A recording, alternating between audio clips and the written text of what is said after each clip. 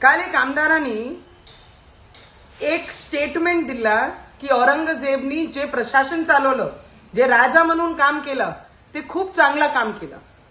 त्यांना एक गोष्ट लक्षात आणून देते की ज्या पद्धतीने त्यांनी हे स्टेटमेंट दिलाय, त्यांनी एकदा जाऊन छावा पिक्चर पाहून घ्या आणि त्याच्यामध्ये जे इतिहास आहे आणि जे इतिहास आम्हाला शिकवलेला आहे की संभाजी महाराजांवर अत्याचार करणारा हा औरंगजेब होता, त्यांचे डोळ्यापर्यंत सडे टाकणारे हे औरंगजेबाने केलं होतं।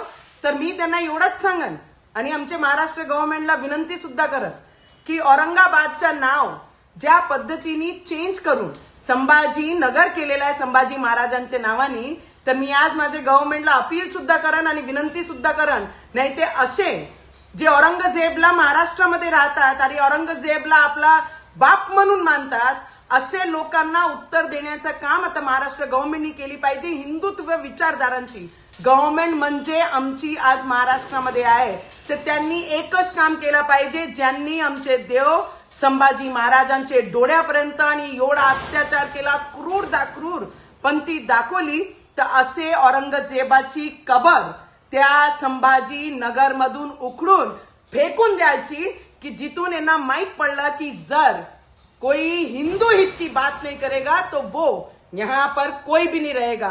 तर ज्यांना प्रेम आहे ना औरंगजेबासोबत, आमची सरकार उखडून फेकून देईल।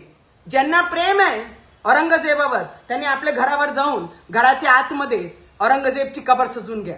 जय महाराष्ट्र। CEN न्यूज, देश प्रदेश की ताजा तरीन खबरों के लिए CEN न्यूज को सब्सक्राइब करें और रहें पल पल की खबर से हर पल बाखबर।